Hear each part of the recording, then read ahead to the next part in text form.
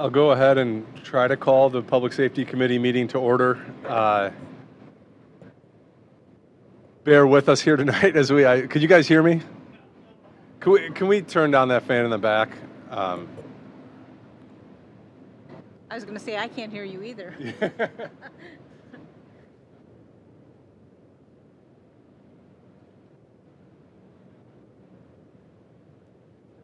Yeah, we'll just turn it off and we'll see. You know, so I normally wear a long sleeve shirt, but so I'll go ahead and call this meeting to order.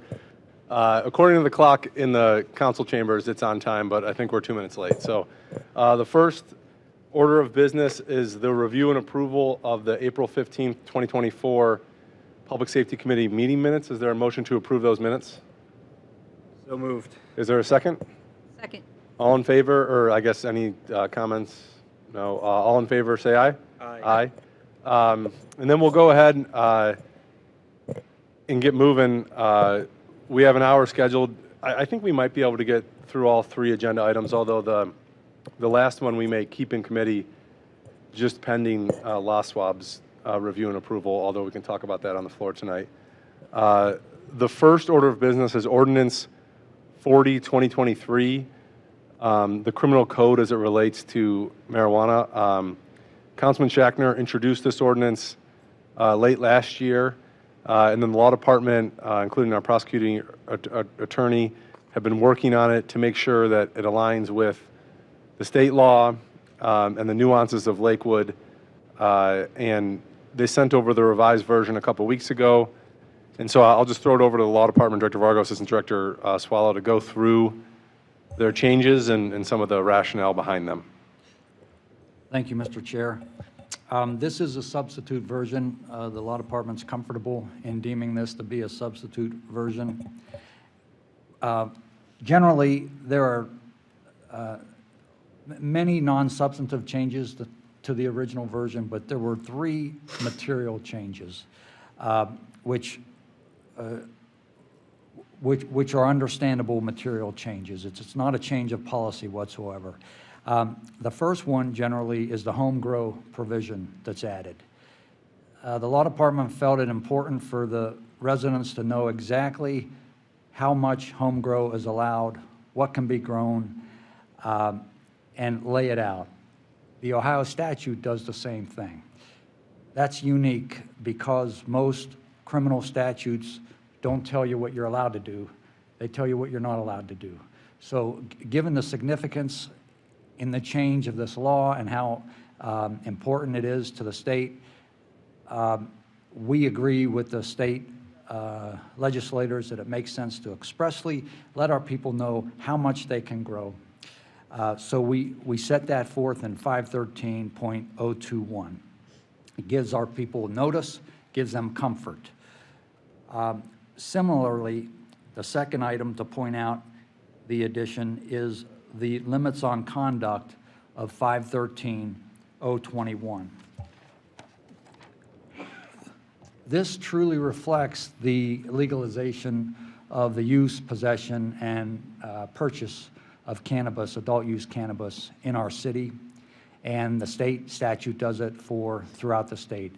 Again, it's a unique situation. The ordinance expressly sets forth what is permissible. You don't see that in many or most criminal statutes. But this codifies the legalization of it and lets people know when they go to our ordinances and they go to our cannabis ordinance, they will be able to see what is expressly permitted. There's a provision also in 023 that says the individual will not be subject to arrest for any of these pieces of conduct. So it really facilitates the understanding of the citizen who is reading our ordinance. There are prohibitions, obviously, in each of the home grow and the limits on conduct to the extent the limits are exceeded, the limits of possession and use, and the limits of the plants that are grown. Those prohibitions are set forth as well in the interest of fair notice to everybody. They are set forth in the Ohio statute, but by including them in our local ordinance, it gives notice to our police officers out in the field who pull up our ordinances. We are told by our prosecution team that our officers like to go to our ordinance without going to the state statute to understand the margins of legality. Number two, by having it in our ordinance, it allows the city of Lakewood to cite for violation of our ordinance as opposed to a violation of the state statute, which has important financial implications for the city. So we felt it was important to add those two provisions. The prohibition in 023 addresses driving while under the influence of cannabis. Separately, the use of adult use cannabis in a vehicle, whether you're under the influence or not, whether you're driving or not. And then also a provision on use of cannabis in public, which is probably worthy of consideration and discussion, because those are policy issues. The final material addition to the original draft addresses the prohibition on the use, possession, and transfer for anybody under the age of 21. It's very expressive. It sets forth penalties. It speaks to use of false IDs. It speaks to soliciting people to purchase for an individual. We felt that was important for notice. No doubt there will be tension among 18-year-olds, 19-year-olds, 20-year-olds. Why are they excluded? We felt it important for them to know, fair or not fair, they are excluded from the use, and this gives them notice of that precisely. So we felt putting that notice in there was important, not just for the other reasons that I mentioned about our police officers and also citing under our ordinance, but really for the protection of the individuals on the margin of age 21 who might be tempted to push the envelope. So it's for their protection. Those are the three general changes that we made. The committee may identify some specifics, and we'll be glad to answer any questions on those. Thank you. Thank you, Director Vargo, and thank you and the Law Department and Assistant Director Swallow for all of your work on this. You know, we're going to get it right, so I appreciate you guys shepherding us through that process. The two questions I have, and then I'll certainly throw it over to my committee members, is, you know, the home grow, I think you laid it out really well. You know, and I think, to your point, you know, the state law says what it says, but to the extent a Lakewood resident could go and understand what our code says about it, I think is an expression of, you know, what's allowed is helpful to our residents. What I am interested in, on the two last ones, the limits on conduct and the under 21 issue, I'm trying to understand the interplay, because I agree with the way you've drafted it, but I'm just curious as to the thresholds here.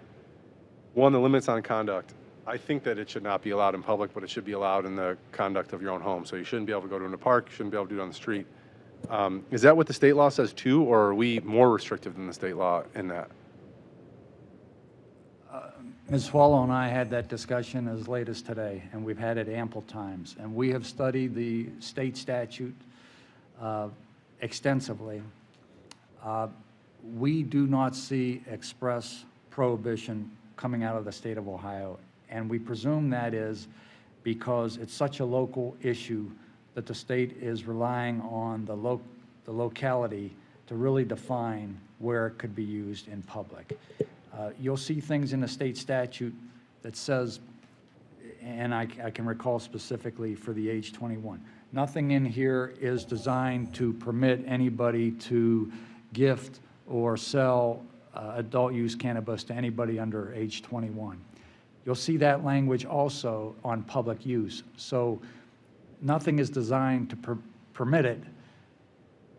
We felt it important to go forward and prohibit it. and give parameters to where it could be used. We felt it important to identify that issue for this committee. It's a policy question, and we as lawyers are just identifying this for you. But we don't get the greatest description of what could be prohibited in public from the state statute. Thank you, and that's helpful to understand. And I understand because it's an initiated statute, so it was put together by an interest group, and then the state has not done anything to it other than work out some administrative regs, which I think are more so in relation to the production of it and less on the criminal side. So from our standpoint, I think, at least me, I'm interested in the rest of the committee members and members of council, regulating it like alcohol. You cannot carry alcohol up and down the street or at a park in Lakewood. You can do it in your own home, though. And so I think that is a fair way to do it. Secondly, the under 21 thing, is it prohibited for folks under 21 under state law, or are we increasing the threshold here in this proposed ordinance? No, it is prohibited under the state statute as well, correct? Okay, thank you. Appreciate your time. Any other questions or comments from the committee? Mr. Schechner. Thank you, Chair, and thank you to the Law Department. I know you folks worked really hard on this, and it shows in the document. I really have no objections to anything in here. So I really appreciate all the hours you spent going through this. And I do recall, to go back to what Chair Baker was saying, that in the committee hearing when Rep. Jamie Callender was speaking, there was the questions about at restaurants and on patios and things. And and Rep. Callender's view was, well, if the bar wants to allow it, then they can allow it, and if they lose patrons because of it, so be it. If they gain patrons because, so be it. But it was clear from that conversation that there was no interest, or at the time, definitely nothing statutory that barred people from smoking or ingesting in public. Gladly, I'm glad that it's left to us to decide on a policy and what fits our community. And I would similarly agree, just by the nature of, we don't, I would have to review, but do we allow people to smoke? We allow people to smoke cigarettes on bar patios. Is that true? I haven't been out in a while on 2 kids. Honestly, I think most patios prohibit it. Yeah. Did I get that on? One more time. There you go. Mm-hmm. And I think, Lakewood's unique because, I live in Lorraine County. If I go to visit a patio in Lorraine County, there's not a residential use directly above it or next door to it. So from my memory, not that I am out a lot in Lakewood, but I think most patios do prohibit it. Mm-hmm. Yeah. But it's not prohibited in the code, is what? Correct. Yeah. Yeah, in the code, I think it's like 300 feet from an entrance or. So it's a decision for the Correct. restaurant owner or patio owner, I guess, at that point. I'm trying to find it again. You can point me to what page on the PDF the use in public prohibitions are, or I think it's page 13 it starts. 13. Limitations on On conduct by limitation of individuals. conduct. Okay, 513023. got it. Requiring an individual.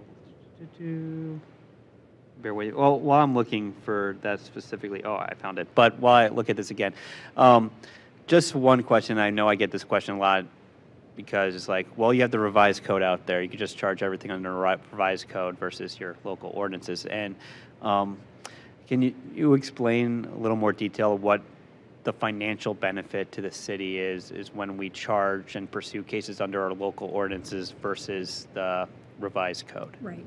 So, as Director Vargo stated, our police officers go to Lakewood Codified Ordinance, right? That's if they're looking to see if something's prohibited. So it does provide them a lot of ease in reviewing our code and being able to respond quickly when somebody has a question or a complaint.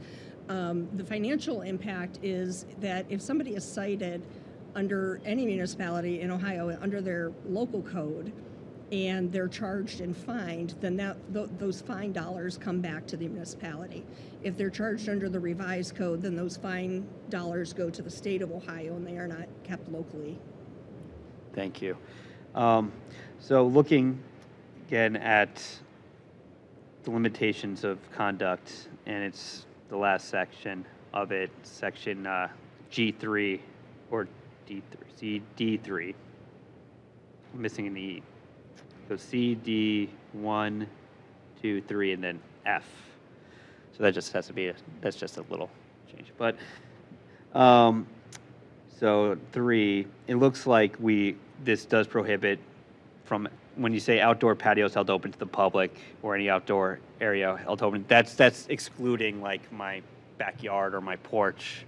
But Correct. restaurants and bars, it would be Correct. prohibited from that. And I'd be interested in the views of my colleagues on that, of whether that should be a decision made by individual restaurant, as it is now with some limitations. I would, sorry to call you out, Acting Director Boz, or Director Vargo, if you know, and Jennifer Swallow probably does know, because you mentioned it with cigarette smoking. Is that something that's within our zoning code in verse of allowing smoking on patios 300 feet, or is that No, somewhere? smoking is completely covered under state code. State code, okay. So they just haven't touched it necessarily Correct. with, okay.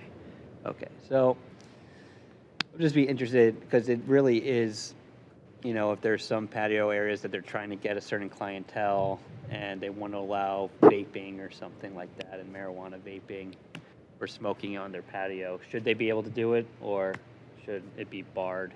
Absolutely. I'm kind of up in the air on that. I'm not necessarily sensitive to the smell of marijuana smoke, but I know some people are. But that's just a question for the group, because that's the only thing I would think about, really, about maybe playing with, if that's a view, or I don't know what you've heard from residents. I haven't heard anything specific on that matter. Yeah, Councilperson Strubing. Thank you, Chair. Yeah, I think I'm along with that line of thinking that we let the establishments decide who they want their clientele to be and what they want to allow their clientele to do. I mean, it's totally uncharted territory, right? I mean, we want to think of it as alcohol, right? So you can't walk down the street with a can of beer, but could you walk down the street with a recreational joint? I don't know. But as far as the businesses go, I think, yeah, that we could let that sort itself out with who decides what they want their customers to have. Yeah, and I think that of the things that are in this ordinance, of the considerations, that we have honed in on the one policy piece, right, of like what is at the discretion of the city and council and administration. To that end, has the administration heard from any restaurant owners or bar owners about this issue? No? I'm not aware of any, and those complaints probably would have been brought to the law department because we were working on the ordinance. So I'm oddly enough, I think I may be the one that I think is in alignment with the administration here, in the sense that if it does become an issue, that there is a business that really wants this, right? Then we can always change it, right? All it takes is 3 readings and an ordinance. And I do worry about the floodgates generally, right? I mean, the state is preparing, I think, in June to start selling. Although we're in this weird time period where it's legal to have, but you can't procure it anywhere except home grow. So I think this summer we are going to experience a lot of the newness of this, as a community. And that's where I think I tend to, while I might not be perturbed by marijuana smoke, I could see, someone with their kids eating in a restaurant, but that'd be the same thing with smoke, right? I kind of see smoke and marijuana smoke in the same realm. I guess I don't have any research on the differences between the, secondhand smoke of each. But I think I'd lend to be a little more conservative in this notion and then see how it goes. And then, I'm certainly, do you have any thoughts on this, Councilperson Marks? I do, as a matter of fact. I experienced a situation yesterday. I was walking my dogs in front of Mayhall's, and there was somebody out there who was smoking. It definitely was not a cigarette. And I think if I would have stood there a minute more, I would have smelled like marijuana walking by. The aroma was very pungent. I can't imagine if, and I'm not against people doing whatever they choose to do, but I was thinking, boy, if more than one person was sitting in a patio or standing outside and they were smoking marijuana, what would it smell like? And it lingered. I mean, I walked by Mayhall's and by the gas station and I could still smell it. So, but I think people are going to smell it. I mean, I know personally, walking my dogs, people smoke it on their porches now and have for a long time, and you can identify that. So I guess, I think it's an individual choice, and I think we just have to be respectful of the business owners and what they choose to do and how people respond to that. So you're open to having business owners make that choice themselves and not having it criminalized in the code? Yeah. I think it's one of those things that if you're not hearing any outcry one way or the other, might as well lean on the conservative side. Then if restaurant owners are very adamant or bar owners are adamant about it, then they could make their case at that point and we could review it and then I think that would be more notice to the public then. There'll be more opportunity for debate on that particular issue. More residents would be able to weigh in, and the two groups, for and against, would be able to weigh in on that point when and if it gets there. Another question. So let's liken it to like cigar smoke, right? So if somebody's smoking marijuana or a cigar in their backyard, front porch, apartment, and it's like bothering the neighbor, bothering the person living next to, above. Is there anything within our nuisance laws that would apply to that I'm not situation? aware of anything that would cover an odor nuisance like that. Right, because you're allowed to smoke cigarettes in your house. Right. It's up to the landlord if you're in an apartment building, if they're going to allow people to smoke within their own home. So with now marijuana, it's just really going to be about being considerate to your neighbors and talking to them if they tend to have an issue. Get an outdoor fan so it blows the other way if it's particularly bothersome. But yeah, that was really the main whether it's allowed in restaurants. And I'm just thinking about enforcement, not enforcement, just letting the public know what we have decided once this is implemented. Because we have signs, right, like even at the park, it says no smoking, vaping, tobacco products. Do we need to be a little more clear? And I'll tell you a story quickly to illustrate that point. I got a call. It was during the pandemic. It was like the first nice day when people could go to the park during the pandemic. And of course, people were parking all over Lakewood Park. And this guy calls me because he got a parking ticket because we parked in the grass. And he said, well, there was no sign in the grass where I parked that said I couldn't park there. Well, I said, sir, the lines kind of indicate where you can park. We can't just put a sign in every single space area. You can't park on the playground. There's no sign that says no parking on the playground. You can't park there. Turned out he wasn't even a Lakewood resident, and spent an hour talking to this guy. But anyway, I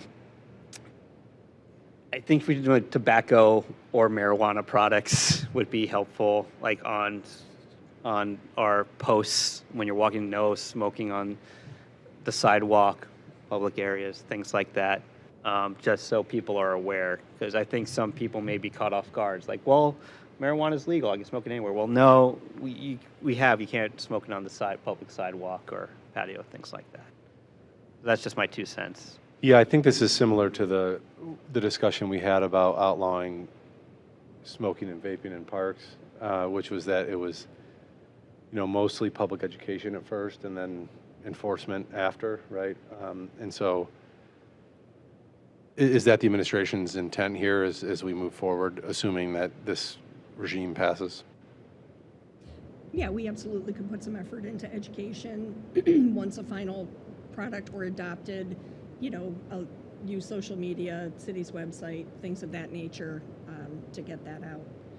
Another thought, and this is just kind of on the fly, not for something we would need to consider tonight, but if there were a push from businesses that wanted to have a smoking patio or something like that, it could be possibly done as a conditional use. I know under the state code, when you said cigar, it made me think about like the bourbon and cigar bars. That is one of the exceptions for indoor smoking. And, on a local level, we could create something like that if there was a push for that by local businesses. Thank you. That was really helpful. Yeah, and I'm still, so is there any other part of this proposed substitute that we would want to hone in on? No? So I guess the first step would be to substitute the ordinance with this version. So I would go ahead and consider a motion to substitute the ordinance with the version that was provided by the administration. So moved. Is there a second? All those in favor say aye. Aye. Aye. And then the next question is, I think we're in uncharted territory as far as like how we're having laws meet norms as it relates to marijuana smoke. I could see a business appreciating the fact that it's outlawed, so they can just say, "Hey, listen, this is city law. Can't do it," right? But I suppose that is, I guess from the administration standpoint, you obviously put this in the ordinance as your proposal, but what's your thought on it? Yes, as drafted, Mr. Chairman, that is the administration's preference. The one thing that the administration is looking ahead at is the instance that was referred to by Councilman Schachner, people on balconies of apartments. We're probably going to see some tension among residents in their private residences with respect for each other. When it comes to outdoor patios, the smoking, I'm no expert. We all have anecdotal evidence, but the odor of the cannabis use could permeate far beyond perhaps what the cigarettes do. We're very densely populated, as we know. We have homes abutting Detroit Avenue, homes abutting restaurants and bars. This is a starter for an incremental approach to this. And the whole ordinance is new and a sea change, but this would be one little incremental change to say, let's wait and see, because if people are smoking on an outdoor patio that abuts a neighborhood, it's going to be far different than just cigarette smoke. And we'll hear about it. The administration will hear about it. So maybe it makes sense to go with the draft and review it in a year, but that would be the preference of the administration. Thank you. Yeah, thank you, Director Vargo, and for sharing that. And I think that is my preference as well. That said, I am one. Although I am the chair, I am only one member of this committee. Is there any other motion to amend this current ordinance? And to that point, I would like the minutes to reflect that we should review this in a year and see where it's at. And I will also commit to, soliciting an opinion from restaurant owners and the public, and I hope the administration does as well. I think this is new to all of us. We're doing our best here. I do think Lakewood is unique. We're tight. So I think this is a good starting point. So at this point, I'll go ahead and make a motion to recommend adoption of this substitute ordinance to full council. Second. All those in favor say aye. Aye. Aye. Assuming, all those opposed, or did you say aye? Yes. Sorry, the fans were, got me. Sorry, aye. Yeah. 3-0, so that is recommended for adoption of full council. Thank you to the administration. The next docket item is Resolution 2024-22, a resolution for the West Shore Council of Governments. I had some time to review this, and we put into Granicus some of the previous version of the agreement, which I believe was signed in 2003, my freshman year of college. And then now we're seeking to update it.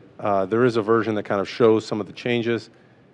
And I asked the administration to go through some of the changes and why this update is being sought, and a little bit of background on this particular resolution. Thank you, Mr. Chair. This new revised agreement for the Council of Governments, the West Side, really addresses governance of the council. Lakewood is already committed to the council, as are these communities that are members. This really improves on transparency of the council and how the council governs itself. For instance, there's a process for appointment of a president. It sets forth that the president of the council is going to be rotated. It's going to be identified on a rotation basis by member community without compensation, and they'll be serving for a one-year term. Number two, it expressly sets forth the divisions of the council, the really service-oriented divisions of the council, and makes clear that each of those divisions, whether it be the technical rescue team, citizens emergency rescue team, or the special weapons and tactics or SWAT team, that they have to submit their own budget for their division. They'll submit an annual budget to the council. So there is more transparency in that regard. There is an appointment of a fiscal officer, and that appears to be new. I didn't compare it to the 2003 agreement, but based on the red line presented to us by the original drafter of this amended version, the appointment of a fiscal officer appears to be new. And that's an important oversight appointment that improves upon the governance of the West Side Council. The revised agreement sets forth a requirement that there be an annual budget presented by the council, sets forth a formula, and I know, Mr. Chairman, you had questions about that formula. It's a very general formula that's based on both population of the members, and also there's a component where the members divide up evenly the cost. So 10% of the cost of the budget of the council is paid for evenly by the members, divided evenly. The other 90% of the budget is based on population. There's a formula based on population. The amended agreement also calls for an audit of the council's financial papers every 2 years. So it really is an improvement on the governance of the council. Nothing substantive in terms of changes. And so that's our general overview of it. Thank you.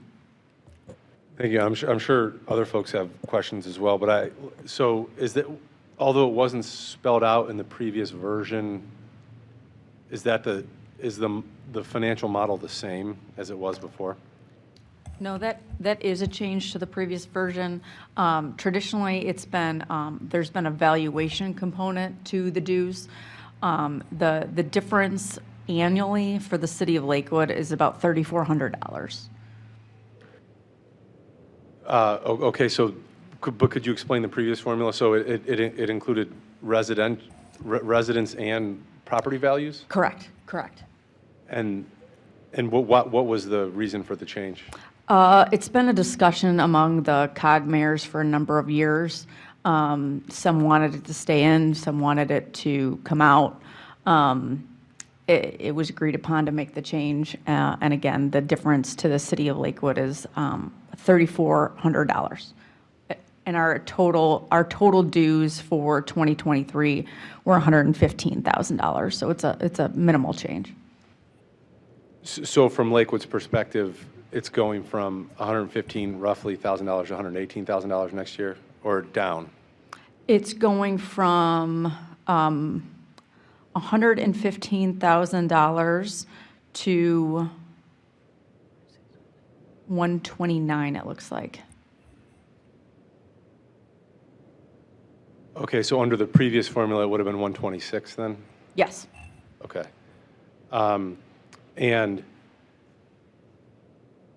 because I'm even trying to run the numbers in my head, and I'm trying to think of property values in Westlake, but Yeah, Westlake is about $3,200 less. so they were maybe in favor of the They were a change. strong advocate for it. But there's six cities. There's 3 that go up slightly, 3 that go down slightly. Because everyone knows Westlake needs more money. Just kidding. I'll keep that to myself. So from our perspective, it ties it more to residents and not property values.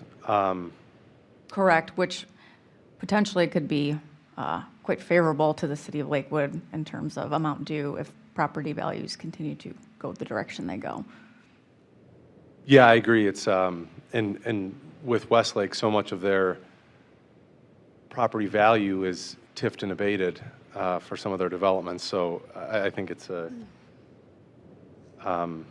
interesting thought exercise. Either way, that's helpful. Thank you. And then within that budgetary, so we're paying slightly more. Going into kind of one of the sub-agreements, and I forget the way it's defined, I think it's the West Enforcement Bureau, the WEB, as it's called. It has like numbers of, officers or personnel for each sub-item of the, whether it's the SWAT team or crisis intervention team. How were those numbers derived? I believe that was through discussions with the commander in charge, Matt Vagno, and the different chiefs of the respective departments to determine appropriate numbers from each municipality. So and that's what I guess, so is it, I didn't add them all up and then, divide to see how much Lakewood had as opposed to the other municipalities. Some of it was like Lakewood was providing, 40%, some of them were less. Lakewood certainly provides a large number to all of those, to SWAT, hazard device, et cetera, being the largest municipality.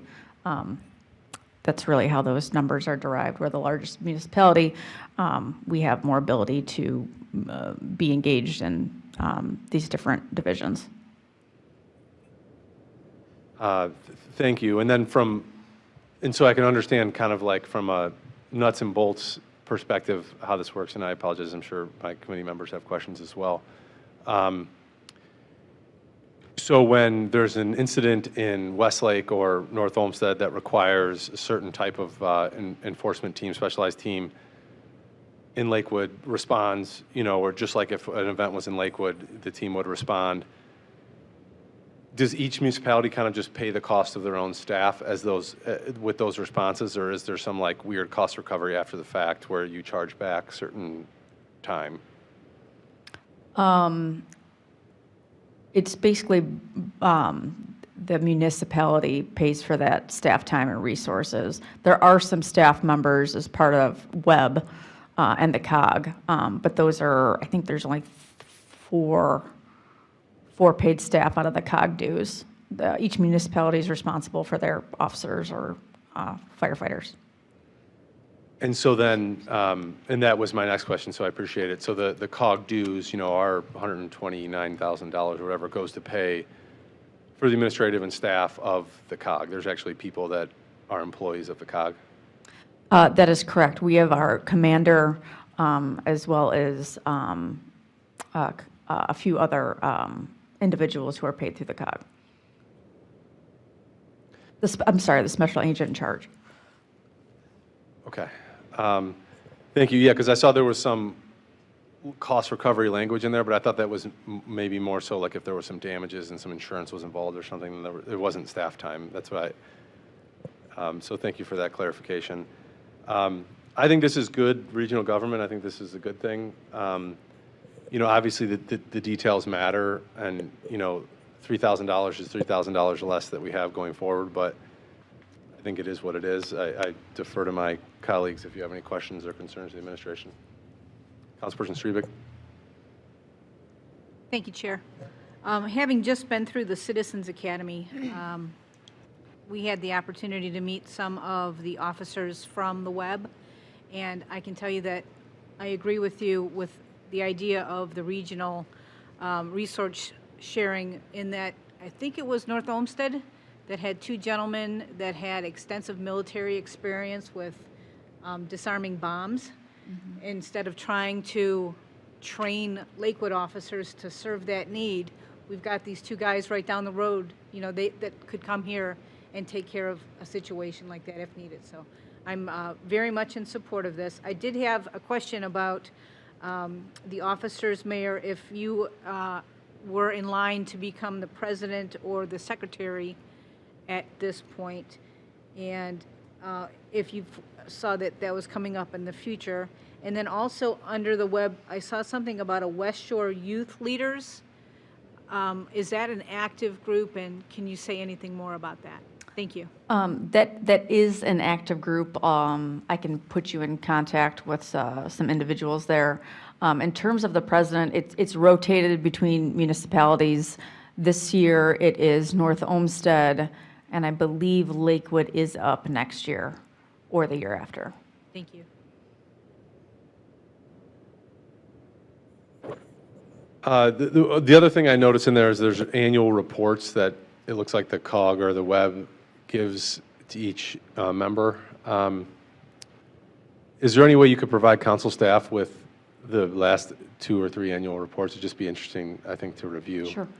And then, you know, maybe we can put on our calendars, I think it'd be an interesting agenda item just to kind of see, you know, how effective it is. I think as an idea, it's super effective, and I think it's been in place for obviously nearly 20 years, and it's done a good job. So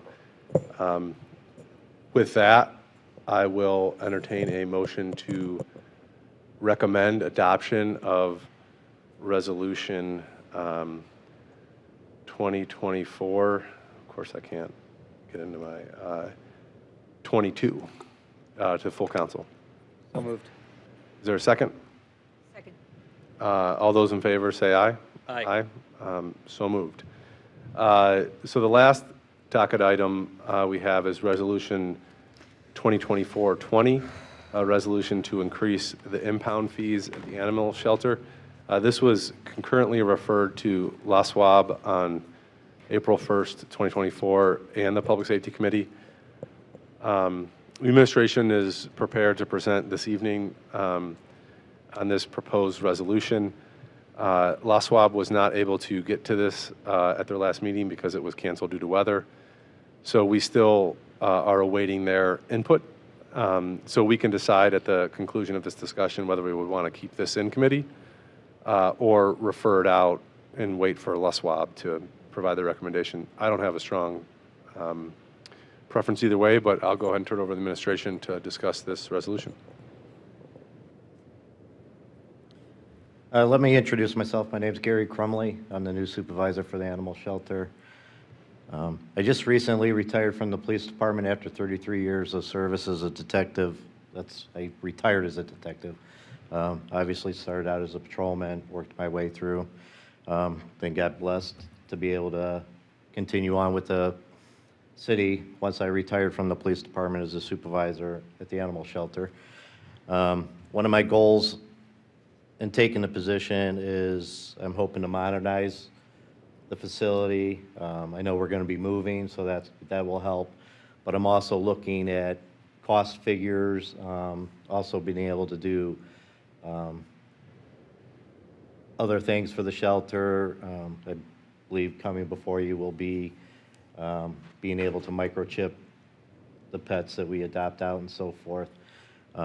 So I'm looking at things, and when I was looking at over our expenses, I know you guys fixed the low cost of the adoptions of the animals that hadn't been addressed for a long time, and then I realized that the in-pound fees for us dealing with the animals that we have to pick up as strays was also not dealt with for quite some time.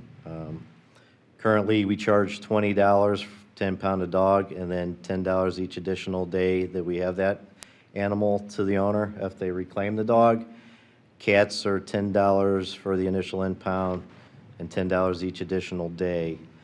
Those really aren't impacting our cost.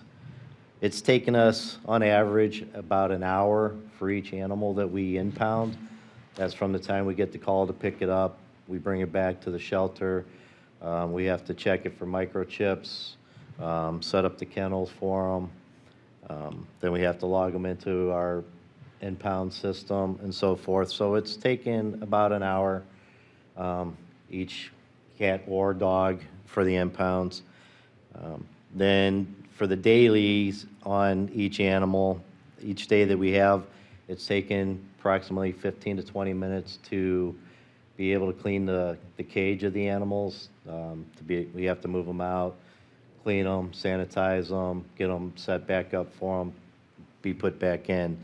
So the increase in cost is just to help the city recoup some of our employee expenses and help with some food and so forth on having to deal with that.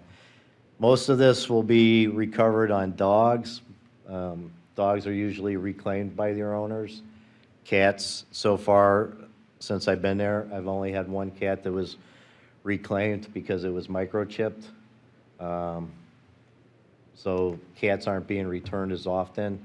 So ultimately, that fee would go to the wayside once that cat is put up for adoption, because we do not charge the new owner of that animal the impound or the daily fees. We just charge them for the adoption fee. Thank you, Officer Crumbley, and welcome back to the city after your service. You just loved us so much that you wanted to retire with us as well. Appreciate your service. And you also provided, a document providing, and I'll ask that the clerk add this into the record. It basically goes through and explains that Lakewood's current fees are $20 for the impound fee and $10 each day, but then Rocky River, City of Cleveland, Cuyahoga County, all have fees that are more in line with the 40/20 that is being proposed this evening. So I think, from a practical standpoint, this all looks incredibly reasonable. And I know, as we transition, from the west side of town to the east side of town with the new shelter, I'm sure, looking at operations, looking at fees is probably the right thing to do to kind of modernize our operation. But I'll open up to the rest of the committee for any questions or thoughts on this docket item. This all seems very reasonable to me. Thank you for providing the comparisons. That, of course, is very helpful. Yeah, this sounds logical to me, although, did you say that we are missing input from someone? Yes, Councilperson Strubig. LASWAB, so anytime there is an ordinance or resolution that affects animal care, and the City of Lakewood is also it's referred to a committee and then also to LASWAB. I've said that a lot tonight. I'm going to mess it up one of these times. So they have not met to formally consider this resolution. Animal Control Officer Crumbley did speak with them at their previous meeting and kind of indicated that this was coming. He did not hear any objections, but they could have some suggestions or some thoughts related to it. and that they're the body in the city that provides that input. So I think from our perspective, procedurally, we have two options. We can refer, and I guess this depends on the city's timing, right? How important is this to get into place? I defer to the administration on that. We could either defer, kind of refer it back to general counsel and then wait for that report from LASWAB and handle it on the floor of general counsel, or we can keep it in public safety, wait for LASWAB's report, and then refer it at that point if we need to make any changes. So I'll ask the administration, timing-wise, what's your preference here? This isn't time sensitive. Your first suggestion might make sense to just get it out of committee, so we don't, tie up a ton of time at committee and then just wait for the LASWAB report. Thank you, Mayor. I'm fine with that approach. It'll be Council President Keppel's problem on the floor of the committee if we have any changes to make, but she is gracious, so I think she will allow us that grace. So I'll go ahead and entertain a motion to refer this favorably back to council. So moved. With a motion and the second, all those in favor say aye. Aye. Thank you, everyone. I believe that concludes the agenda items before this committee. I will note that Director Vargo does not have a jacket on tonight. That's how hot it is in here. Thank you, everyone, and hopefully the AC gets fixed soon, or else this record heat stops, one of the two. So if nothing else, this committee will stand adjourned if there are no objections. Thank you.